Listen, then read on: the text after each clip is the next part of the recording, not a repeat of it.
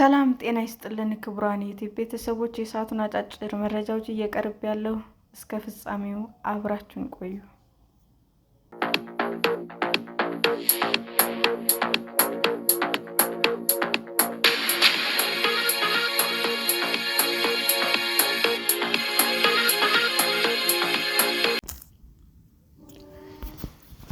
የሰው ልጅ ከአንድ ሰው ጋር ብቻ መጣመር የጀመረው መቼ ነው? ውሃ አጣጫቸውን የሚፈልጉ የፍቅር ጓደኛ ለማግኘት የሚባዝኑ ሁሉ ዓይናቸውም ልባቸውም ብዙ ያማትራል። በሰለጠነው ዓለም ይህንን እናቃልላለን ያሉ መተግበሪያዎችም ማለቂያ የሌላቸው አማራጮች ያቀርባሉ። በዘመናዊ ዓለም ሕይወት የሚሉትን ማግኛ ዘዴዎችና መልኮች በፍጥነት እየተለወጡ ነው። በእርግጥ ሰዎች ተፈጥሯቸው አንድ ሰው ከአንድ ሰው ጋር ብቻ ተጣምሮ ለመኖር ነው የሚለውን ጥያቄ መመለስ የሚያስፈልጋቸው ጊዜ አሁን ይመስላል።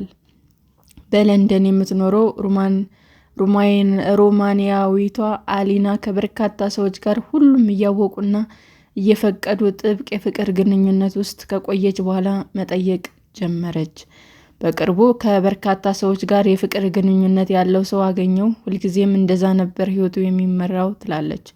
ለምንድን ነው በአንድ ማህበረሰብ ውስጥ አንድ ሰው ለአንድ ብቻ የሆነው አልኩ። ማወቅ ፈልጌ ነበረ። የዝግመተ ለውጥ መንገዳችን የምንረዳበት አንዱ መንገድ የቅርብ ዘመዶቻችንና የስነ ተዋልዶ ስልቶቻችን በማጥናት ነው። በጉሪላዎች ዘንድ አንድ ወንድ የበርካታ ሴቶች ባል ነው ይላሉ በእንግሊዝ በሚገኘው የብሪስቶል ዩኒቨርሲቲ የዝግመተ ለውጥ አጥኚ የሆኑት ዶክተር ኪት ኦፒ። ስለዚህ በቡድኑ ውስጥ ያሉ ልጆች ሁሉም የሚወለዱት ከአንድ ወንድ ግን ከተለያዩ እናቶች ነው። ነገር ግን ይህ ውጤታማ የስነ ተዋልዶ ስልት አይደለም ሲሉም ዶክተር ኦፒ ያብራራሉ። ይህም ወደ ከፍተኛ የጨቅላ ህጻናት ግድያ ይመራል። አክለውም የጨቅላ ህጻናት ግድያ በጣም አሳዛኝ የጉሪላ ህይወት ገጽታ ነው ብለዋል። አንድ ወንድ ጉሪላ ከእርሱ ጋር ቅርበት ያልፈጠሩ ጨቅላ ጉሪላዎችን ሲገድል እናትየው ቶሎ ልትደርስ ጥቂት እንደተዘጋጀች ያደርጋታል። ምናልባት ልንኮርጀው የማንፈልገው የዝግመተ ለውጥ ስልት ሊሆን ይችላል። ከሌሎቹ የዝንጀሮች ዝርያ መካከል እንደ ቺምፓንዚ እና ቦኖቦስ ያሉ ሴቶች የተለየ የዝግመተ ለውጥ ዘዴ አዳብረዋል። ሴቶቹ ከበርካታ ወንዶች ጋር ተራክቦ በመፈጸም አባትነትን ግራ በማጋባት በልጆቻቸው ላይ ጉዳት የመድረስ እድሉን ይቀንሳሉ። ሰዎችም የጀመሩት ተመሳሳይ በሆነ ስርዓት ነው። ብዙ ወንድ ከብዙ ሴት የትዳር አጋሮች ጋራ። ከ2 ሚሊዮን ዓመታት በፊት ግን ነገሮቹ ተለዋውጠዋል። ምክንያቱም የአየር ንብረት ለውጥ ነበር ይላሉ ዶክተር ኦፔ። ቅድመ አያቶቻችን የኖሩበትን በነበረው ከሰሃራ በስተደቡብ ያለው የአፍሪካ ክፍል እየደረቀ ሰፊው ክፍል በረሃማ ሆነ። የመጀመሪያዎቹ ሰዎች ራሳቸውን ከአዳኞቹ ለመጠበቅ በቡድን መሆን ነበረባቸው። እነዚህ ታላላቅ ውስብስብ ቡድኖች ለመቋቋም አንጎል ትልቅ ሆነ እና በዚህ የተነሳ የጡት ማጥባት ጊዜ እየተራዘመ መጣ። ነገር ግን በትልልቅ ቡድኖች ውስጥ በጣም ብዙ ወንዶች ስለነበሩ አበትነትን ለማምታታት አስቸጋሪ ሆነ።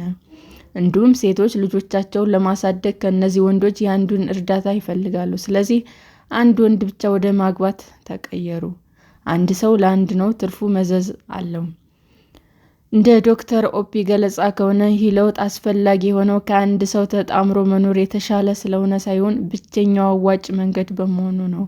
ትልቅ አእምሮ ያላቸው ቀስ እያሉ የሚያድጉ የሰው ልጆች ማሳደግ እናት ብቻዋን ማድረግ ከምትችለው በላይ ትልቅ የወላጆች መዋለ ንዋይ ይጠይቃል። ምንም እንኳ ጥናቶች እንደሚያመለክቱት የመጀመሪያዎቹ ሰዎች ቀስ በቀስ በአንድ ወንድ መወሰን የተለወጠ ቢሆንም ለአንድ አጋር ታማኝ ሆነው ለመቆየት ግን ይቸገራሉ። ዶክተር ኦፒ ከአንድ አጋር ጋር በሕይወታቸው ሙሉ ተቆራኝተው የሚዘልቁ ዝርያዎች አሉና አይወሰልቱም፣ ነገር ግን በጣም ጥቂት ናቸው ብለዋል።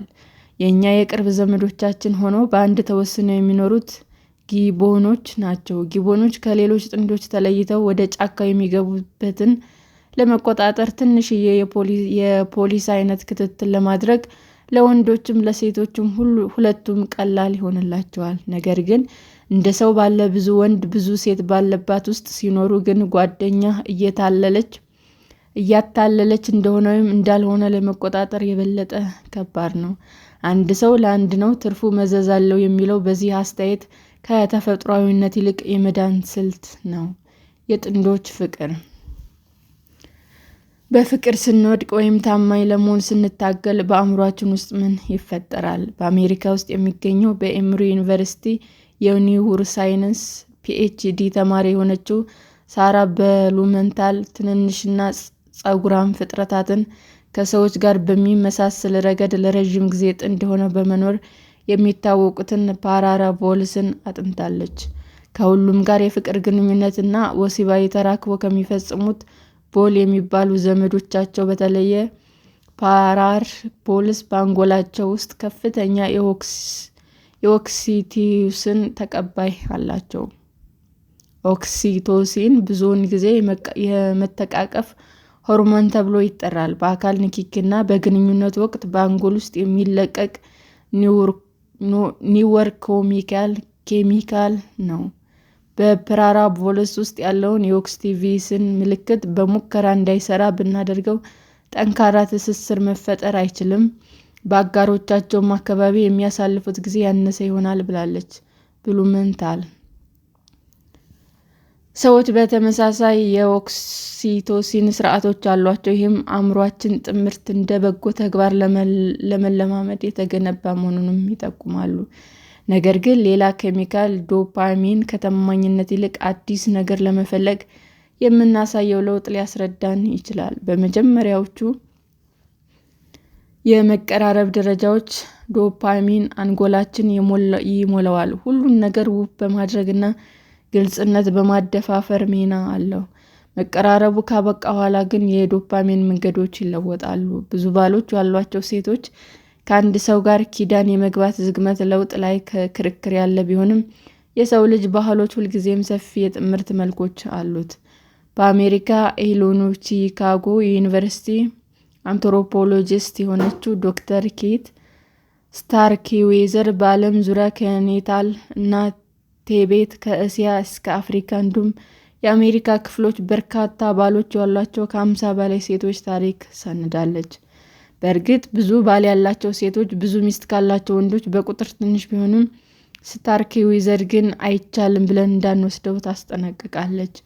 ሴቶች ብዙ አጋሮች በማፍራት በኢኮኖሚ ሊጠቀሙ ይችላሉ። ዋና ባልሽ ቢሞት ወይም በጣም ለረጅም ጊዜ የማይኖርበት ሁኔታ ቢፈጠር በአንዳንድ የሰሜን አሜሪካ በሚኖሩ ቡድኖች ውስጥ እንደታየው የመጠባበቂያ ዕቅድ ማኖር ያስፈልጋል ትላለች። በአንዳንድ ሁኔታዎች በአንድ ሰው ተወስነው ያልተቀመጡ ሰዎች የዘር ጥቅሙን መቀደስ ችለዋል ስትልም ታብራራለች። ስታርክዌዘር ሰዎች በብዛት በሚታመሙበትና በበሽታ በሚሞቱባቸው አካባቢዎች ከተለያዩ ሰዎች ብዙ ልጆች ያሏት ለራሱ መልካም ያደረገ ሊሆን ይችላል በማለት ታስረዳለች። በአካባቢያቸው ካለው ነባራዊ ሁኔታ በመጠኑ የተሻለ ሊሆኑ ይችላሉ። ነገር ግን ከበርካታ ሰው ጋር ግንኙነት መመስረት ያለ ፈተና አይመጣም። ብዙ ግንኙነቶች ውስጥ በተመሳሳይ ወቅት መቆየት ጊዜውን፣ ጉልበትን፣ ስሜትንና ንግግርን ይጠይቃል። ለወንድም ሆነ ሴት ብዙ ትዳሮችን በአንድ ጊዜ መመስረት እጅግ በጣም ከባድ ነው። በኢኮኖሚ፣ በስሜት፣ በሁሉ ነገር ከባድ ነው። እኔ እንደማስበው አንድ ሰው ማግባት ተመራጭ የጋብቻ አይነት ሆኖ የቀጠለው ለዚህ ነው ስትል ትናገራለች። በርካታ የፍቅርና የወሲብ አጋር ያላቸው ምን ይላሉ? አሊና ከአንድ ሰው ጋር መሰረታዊ የነበረው ትዳር አልሰመረም። አሁን ከበርካታ ሰዎች ጋር ባላት ግንኙነት ውስጥ ራሷን በውስብስብ ስሜቶች ውስጥ ታገኘዋለች። ይህንንም ስታስረዳ ቀናት በጣም ከባድና ጠንካራ ሊሆኑ ይችላሉ ብላለች። በግል አብዛኛው ለእኔ ሐቀኛ እንዳልሆነ ከመሰማት ይጀምራል። እናም በግሌ አብዛኛው ለእኔ ሐቀኛ እንዳልሆነ ከመሰማት ይጀምራል። እናም ልክ እነሱ ሐቀኛ መሆናቸውን ሳውቅ የቅናት ስሜቴን ያቀልልኛል። የፍቅር አጋሯ በዚህ ሀሳብ ይስማማል። አክሎም ቅናት በእውነቱ ትልቁ ጉዳይ አይደለም ነው የሚለው። ብዙ ጤናማ ግንኙነቶች ለማስቀጠል የሚወሰደው ጊዜና ጥረት ትንሽ ከባድ ሊሆን ይችላል ባይ ነኝ። ሆኖም ሁለቱም አዋጭ መሆኑ ላይ ጥያቄ የላቸውም። አሊና አስቀድሞ የተቀመጡ ደንቦች የሉም ትላለች። ያ ደግሞ በሁለቱ ግለሰቦች መካከል ግልጽ ውይይት እንዲኖር ያደርጋል። ካለበለዚያ ግን ሁሉ ነገር ያከትማል። ያ ነው ግንኙነታችን የበለጠ ጠንካራ ያደረገው። ታዲያ በተፈጥሯችን አንድ ሰው ለአንድ ሰው ብቻ ነበርን? መልሱ አዎን እና አይደለም የሚል ይመስላል። በባህሎችና በታሪክ ውስጥ ሰዎች ከማህበራዊ፣ ኢኮኖሚያዊና አካባቢያዊ ሁኔታዎች ጋር የሚስማሙ የተለያዩ ግንኙነት መንገዶች አዳብረዋል። ለአንዳንድ ከበርካታ ሰዎች ጋር የፍቅር ወይም የወሲብ ግንኙነት መመስረት የስሜት ነፃነትና ኢኮኖሚ ተጣጣፊነትን ይሰጣል። ሌሎች ደግሞ አንድ ሰው ከአንድ ጋር ታምኖ ሲኖር ፍቅርን ለማግኘት ለማጣጣም የሚረዳው ቀላሉ መንገድ ነው። ኬቲ ስታርክዌዘር የሰው ልጅ በበርካታ ለውጦች ውስጥ አልፏል። ከዚህም መካከል አንዱ ግንኙነትን የሚመሰርትበትና የሚያግባባበት መንገድ ይጨምራል ትላለች። በፕላኔታችን ላይ በሁሉም አይነት አካባቢዎች ውስጥ እንኖራለን። ያም ባለን ተለዋዋጭነትና ባህሪ ምክንያት የመጣ ነው። ሰላም ጤና ይስጥልን ውድ የዩቲዩብ ቤተሰቦቼ እንዴት ናችሁ? አዲስ ጀማሪ ነኝና ሰብስክራይብ ያደረጋችሁ አበረታቱኝ። አመሰግናለሁ። ክቡራን የዩቲዩብ አድማጮቻችን ለሰዓቱ ያቀረብኩላችሁ አጫጭር መረጃዎች ይህንን ይመስል ነበር። በሌላ መረጃ እስክንገናኝ ሼር፣ ላይክ፣ ሰብስክራይብ እንዲሁም ቢቀርብልን የምትሉት መረጃ ካለ ኮመንት እያደረጋችሁ ቸር ቆዩን።